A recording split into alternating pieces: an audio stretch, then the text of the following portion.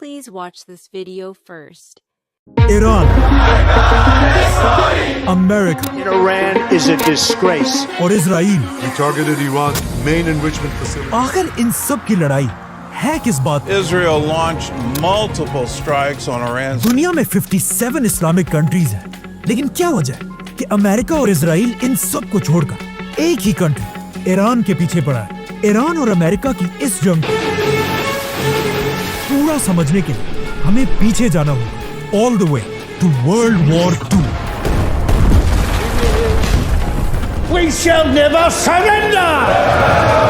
World war 2 में दुनिया की हर कंट्री के पास सिर्फ दो ऑप्शंस थे कि या तो वो ब्रिटिश एम्पायर का साथ दे और या हिटलर का, dass ich mich in diesen Jahren für dich eingesetzt habe. जिसमें दुनिया के ज्यादातर कंट्रीज ने ब्रिटिश एम्पायर का साथ दिया, लेकिन उस वक्त ईरान के बादशाह ने ब्रिटिश एम्पायर को छोड़कर हिटलर के साथ हाथ मिलाया, Ich für dich eingesetzt. जिसके बाद ईरान और जर्मनी बहुत ही क्लोज दोस्त बनने लगे और ये बात ब्रिटिश एम्पायर को बिल्कुल पसंद नहीं थी। इसीलिए ब्रिटेन ने हर तरफ से ईरान पर हमला कर दिया और बहुत तेजी से पूरा ईरान फतह करने लगे। ये देखकर ईरान के बादशाह ने कुछ ही दिनों में ब्रिटिश एम्पायर के सामने सरेंडर कर दिया और उनसे अपनी बादशाहत बचाने की भीख मांगने लगा, जिस पर ब्रिटिश एम्पायर ने कहा ठीक है, लेकिन हमारी एक शर्त है, तुम्हें ईरान के तख्त से हटना होगा और अपने 22 साल के जवान बेटे को ईरान का नया बादशाह बनाना होगा, क्योंकि उसका ये बेटा रजा शाह पहलवी ब्रिटिश एम्पायर का एक वफादार पपेट था। ईरान का ये नया बादशाह अंग्रेजों से बहुत ज्यादा इंस्पायर था। वो चाहता था ईरान के लोग भी बिल्कुल वेस्ट की तरह कपड़े पहने, उन्हीं की तरह पार्टियां करें और अपने सारे ट्रेडिशंस को भूल जाए। इसीलिए वो पहले दिन से ये कोशिश कर रहा था कि किसी तरह इस्लाम को ईरान के लोगों से दूर कर दिया जाए, जिसकी वजह से उसने ईरान में हिजाब पहनने पर पाबंदी लगाई, बहुत सारे मदरसों और मस्जिदों को बंद कर दिया और ईरान के बड़े बड़े इस्लामिक स्कॉलर्स को गिरफ्तार करने लगा और इनकी जगह म्यूजिक, पार्टीज और शराब को पूरे ईरान में फैलाने लगा। यहाँ तक एक टाइम ऐसा आया कि ईरान में इतनी शराब बनने लगी कि ईरान जैसा इस्लामिक मुल्क दुनिया को शराब एक्सपोर्ट करने लगा। ईरान के इस बादशाह का ख्याल था कि वो जो भी कर रहे हैं बहुत ही अच्छा काम कर रहे हैं। I mean to be, as you say, the king of kings. यहाँ तक कि उसने एक दिन सऊदी के किंग फैसल को कहा कि तुम ये क्या पुराने जमाने में रह रहे हो, तुम्हें चाहिए कि सऊदी को भी बिल्कुल वेस्ट की तरह एक लिबरल कंट्री बना। लेकिन सऊदी के किंग फैसल ने ऐसा करने से इनकार कर दिया। लेकिन यहाँ पर फनी बात यह है कि आज वही सऊदी ईरान से कहता है कि तुम भी थोड़ा लिबरल बनो, लेकिन अब ईरान उसकी बात नहीं मानता। تهدید رو عملی می‌کنیم. आखिर ईरान के बादशाह ने ईरान को इस्लाम से इतना दूर करने की कोशिश की कि ईरान के सारे बड़े इस्लामिक स्कॉलर्स अपने इस बादशाह के खिलाफ होने लगे, जिसके बाद ईरान की मस्जिदों और मदरसों में ये स्कॉलर्स बादशाह के खिलाफ स्पीचेस करने लगे, जिसमें सबसे बड़े स्कॉलर का नाम था आयतुल्ला खुमैनी। खुमैनी और उसके फॉलोअर्स ईरान की आवाम को बादशाह के खिलाफ बगावत के लिए भड़काने लगे। Khomeini, they cried, we're waiting for you. आखिर खुमैनी की ताकत ईरान में इतनी बढ़ गई कि ईरान के बादशाह ने उसे गिरफ्तार करके ईरान से हमेशा के लिए बाहर निकाल दिया, जिसके बाद इमाम खुमैनी ईरान को छोड़कर इराक में रहने लगे, जहां एक यंग लीडर उसकी हर हरकत को बहुत गौर से नोट कर रहा था, सद्दाम हुसैन। आहिस्ता आहिस्ता सद्दाम हुसैन भी खुमैनी की ताकत को देखकर उससे डरने लगा। यहाँ तक कि एक दिन उसने ईरान के बादशाह से कहा कि अगर आप चाहते हैं तो मैं खुमैनी को साइड पे करके उसे गोली मार देता हूँ, जो सद्दाम के लिए एक बहुत ही आम बात है और इसे हम पूरा एक्सप्लेन कर चुके हैं। लेकिन ईरान के बादशाह ने कहा कि नहीं, इसे मारने की कोई जरूरत नहीं, ये बुड्ढा खुमैनी मेरा कुछ भी नहीं बिगाड़ सकता। इमाम खुमैनी इराक में बैठकर अपनी स्पीचेस को कैसेट्स में रिकॉर्ड करने लगा, जिन्हें फिर बहुत सीक्रेटली स्मगल करके पूरे ईरान में फैला दिया जाता था। और खुमैनी की बातें सुनकर लोग इतना इंस्पायर होते थे कि वो आहिस्ता आहिस्ता ईरान के बादशाह से ज्यादा इमाम खुमैनी को अपना लीडर मानने लगे। लेकिन फिर भी ईरान के बादशाह को हटाना कोई आसान काम नहीं था, क्योंकि उसके पास एक बहुत ही खतरनाक फौज और सुपर पावर अमेरिका का फुल सपोर्ट हासिल था। America gave us generous and valuable financial and military assistance. और वो मुसलमान दुनिया में अमेरिका का फेवरेट पपेट था। लेकिन यहाँ पर जब ईरान का बादशाह अपनी ताकत की पीक पर था, उसने अपनी जिंदगी की सबसे बड़ी गलती की। The flames of Persia.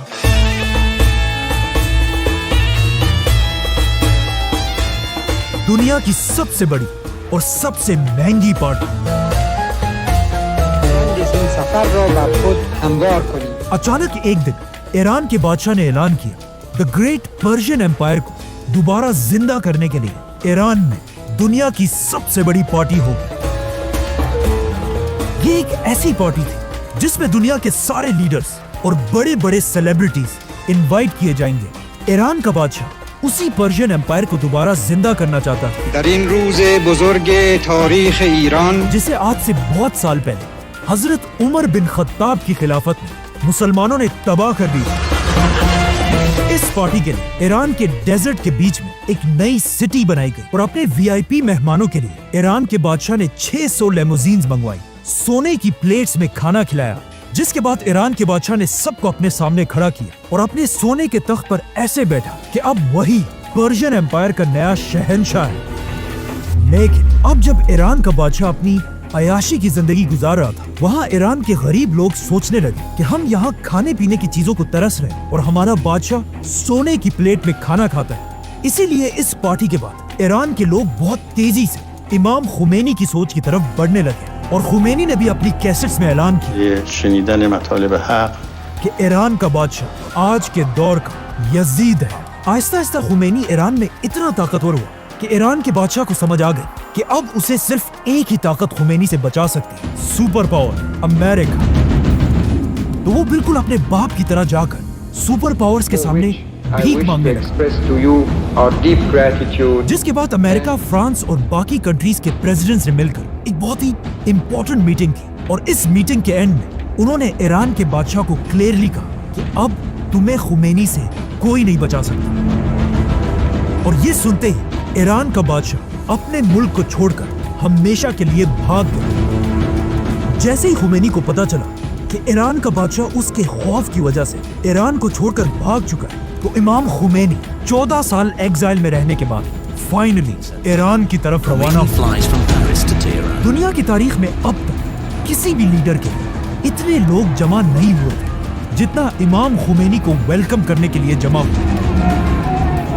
70 lakh लोगों ने इमाम खुमैनी को ईरान में वेलकम किया, जो एक वर्ल्ड रिकॉर्ड था। जैसे ही खुमैनी ईरान पहुंचे, ईरान की जमीन से पहली बार डेथ टू अमेरिका और डेथ टू इजराइल के नारे लगने लगे। खुमैनी के फॉलोअर्स ने अमेरिका की एम्बेसी के सारे लोगों को गिरफ्तार कर लिया और खुमैनी ने अमेरिका के प्रेसिडेंट का नाम लेकर कि मैं इन 50 लोगों को तब तक रिहा नहीं करूंगा जब तक तुम अमेरिका ईरान के बादशाह को हमारे हवाले नहीं करते। और यहाँ से पहली बार अमेरिका और ईरान की दुश्मनी शुरू हुई। लेकिन ईरान का बादशाह कभी भी वापस ईरान नहीं आया और उसके मरने के बाद उसके बेटे ने ईरान का नया शाह होने का ऐलान किया। नाउ ईरान में खुमैनी ने अपनी नई इस्लामिक हुकूमत बनाई, लेकिन जैसे ही खुमैनी ईरान का लीडर बना, at the same time Iran के बिल्कुल पास इराक में भी एक नया लीडर बना, सद्दाम हुसैन। लेकिन यहाँ मसला ये था कि दुनिया के बाकी लीडर्स खुमैनी की ताकत से बहुत डरते थे, क्योंकि खुमैनी अपने स्पीचेस में बार बार बाकी मुसलमान दुनिया की आवाम को अपने बादशाहों के खिलाफ बगावत करने पर उभारते थे। ये देखकर इराक के लीडर सद्दाम हुसैन ने अमेरिका और अरब लीडर्स के कहने पर खुमैनी पर हमला कर दिया और 8 साल तक ईरान और इराक के दरमियान एक बहुत ही सख्त जंग हुई। लेकिन सद्दाम हुसैन के पास पूरी दुनिया की सपोर्ट होने के बाद भी वो खुमैनी को उसके तख्त से हटा नहीं सका। और आखिर 8 साल बाद जैसे ये जंग खत्म हुई, उसके कुछ ही अरसे बाद इमाम खुमैनी इस दुनिया से चले गए। خمینی کا جنازہ دنیا کی تاریخ کا سب سے بڑا جنازہ تھا کیونکہ اس کے جنازے میں 1 کروڑ لوگ شامل تھے، جو آج تک grains book of world records میں کسی بھی لیڈر کے لیے دنیا کی سب سے بڑی گیدرنگ ہے۔ جس کے بعد ایران کے منسٹرز نے مل کر خمینی کے بعد اپنا نیا لیڈر چوز کیا، آیت اللہ خمینی کا اسٹوڈنٹ آیت اللہ علی خامنائی، حق نداری که حق ملت رو در اینجا جو آج تک ایران کا سپریم لیڈر ہے۔ امریکایی و اروپایی و عراق کے ساتھ جنگ ختم ہونے کے بعد ایران کے لیڈرز کو سمجھ آ گئی کہ اب امریکہ اور اسرائیل ان کا پیچھا کبھی نہیں چھوڑیں گے جب تک ایران کے پاس اپنا خود کا ایٹم بم نہ ہو۔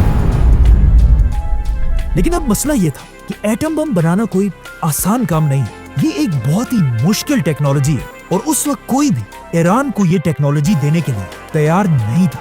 تو اب ایران کسی ایسے میریکل کا انتظار کر رہا تھا کہ دنیا کا کوئی ملک اس کی ایٹم بم بنانے میں مدد کرے، اور عجیب بات یہ ہے کہ ایگزیکٹلی ایسا ہی ہوا۔ ایران کے بالکل قریب ایک ملک، دنیا کی پہلی اسلامک کنٹری پاکستان نے اپنا پہلا ایٹم بم بنایا۔ Pakistan today successfully conducted 5 nuclear tests. Pakistan کا ایٹم بم بنانے کے بعد عبد القدیر خان بہت ہی سیکرٹلی ایران کو ایٹم بم بنانے کے لیے سینٹریفیوج ٹیکنالوجی بھیجنے لگے۔ ایٹم بم بنانے کے لیے سینٹریفیوج مشین سب سے امپورٹنٹ چیز ہے، جو آسان الفاظ میں بالکل ایک واشنگ مشین کی طرح گھومتا رہتا ہے، لیکن اس میں کپڑوں کے بجائے یورینیم ڈالا جاتا ہے۔ اگر اس مشین میں یورینیم کو تھوڑی دیر کے لیے رکھا جائے 5% تک تو اس سے بجلی بنتی ہے، لیکن اگر یورینیم کو بہت دیر تک اس مشین میں رکھ کر گھمایا جائے 90% تک تو اس سے ایٹم بم بنتا ہے۔ ایران پاکستان کی اس ٹیکنالوجی کو یوز کر کے بہت تیزی سے نیوکلیئر پلانٹس بنانے لگا، لیکن جیسے ایران نے یہ سب کرنا شروع کیا، امریکہ کو کسی طرح اس سب کی خبر مل گئی۔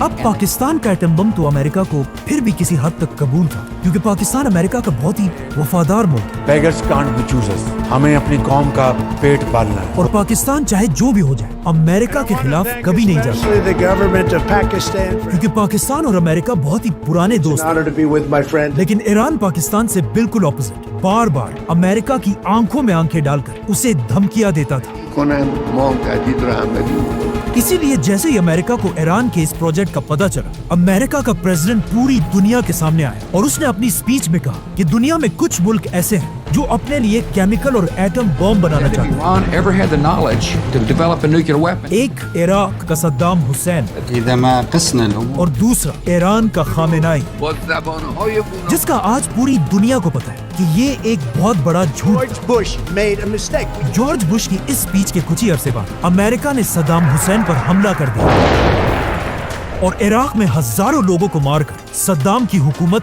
ختم کر دی۔ صدام حسین کی حکومت کو اتنی آسانی سے توڑنے کے بعد امریکہ کو اس بات کا پتہ چلا کہ وہ دنیا کے کسی بھی ملک پر جھوٹا الزام لگا کر اس پر حملہ کر سکتا ہے۔ اسی لیے افغانستان اور عراق پر حملے کے بعد اب امریکہ کا اگلا شکار ایران تھا، اور امریکہ بار بار دوبارہ یہ جھوٹ بولنے لگا کہ ایران کے پاس بھی ایٹم بمز ہیں، جس کے بعد اب پوری دنیا کی نظریں ایران کے لیڈر آیت اللہ خامنائی پر تھی، اور یہ ایران پر حملہ کرنے کا بیسٹ ٹائم تھا، کیونکہ ایران کے ایک طرف افغانستان میں امریکہ کی بہت بڑی فوج تھی اور ایران کی دوسری طرف عراق بھی امریکہ کی فوج سے بھرا ہوا تھا، مطلب امریکہ نے ایران کو ہر طرف سے گھیر لیا تھا۔ تو اب پوری دنیا کی نظریں ایران کے لیڈر آیت اللہ خامنائی پر تھی کہ وہ کس طرح اپنے ملک ایران کو سپر پاور امریکہ سے بچائے گا، اور یہاں پر خامنائی نے ایک ایسی بات کہی جس سے امریکہ کے پاس ایران پر حملہ کرنے کے سارے بہانے ٹوٹ گئے۔ خامنائی جو اسلامک دنیا کا ایک بہت بڑا اسکالر ہے، انہوں نے ایک فتویٰ دی کہ اسلام میں مسلمانوں کے لیے ایٹم بم بنانا حرام ہے، کیونکہ اسلام تو ہمیں یہ سکھاتا ہے کہ جنگ کے میدان میں بھی کسی بھی بچے، بوڑھے یا عورت کو نہیں مارا جا سکتا، ایون جنگ میں درختوں کو بھی کاٹنے کی اجازت نہیں ہے۔ لیکن ایٹم بم ایک ایسی چیز ہے جو بنا کچھ دیکھے ہر چیز تباہ کر دیتی ہے۔ اسی لیے ایران کے خامنائی نے ایٹم بم کو مسلمانوں کے لیے حرام کہا جمعی اصلا ممنوع ہے، حرام ہے، اور ساتھ یہ اعلان کیا کہ ایران کا ایٹم بم بنانے کا کوئی ارادہ نہیں ہے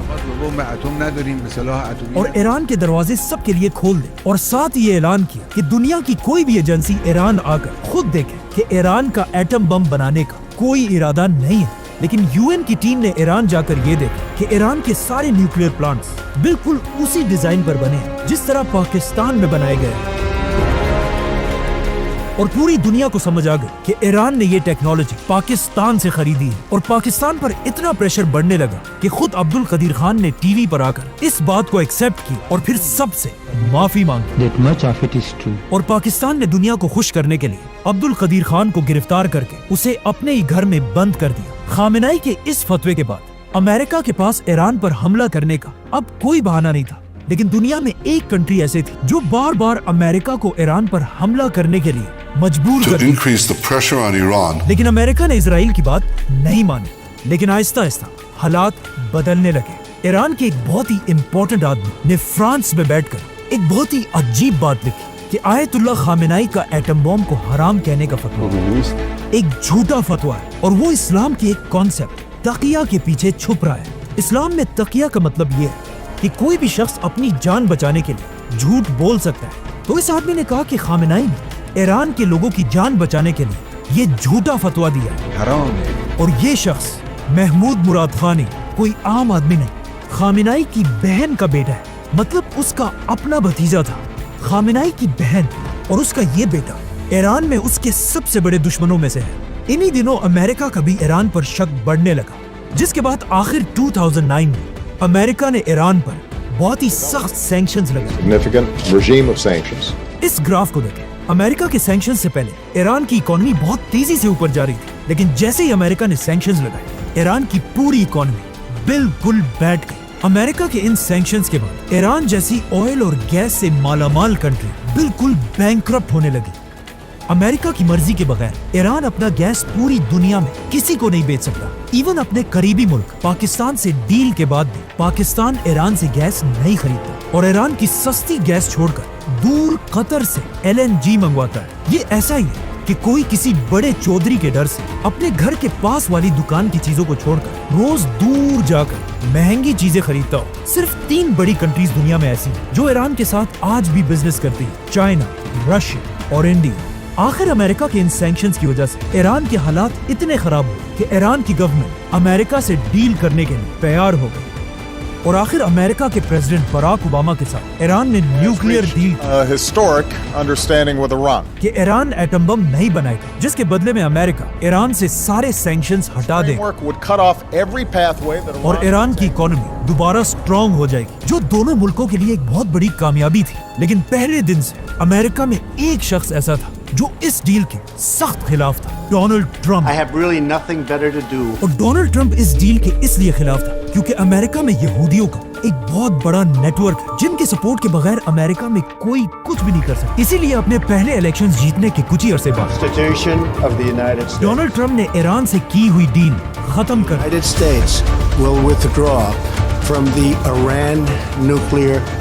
اور ایک بار پھر ایران کی اکانومی کمزور کرنے کے لیے ایران پر سخت سینکشنز لگائے،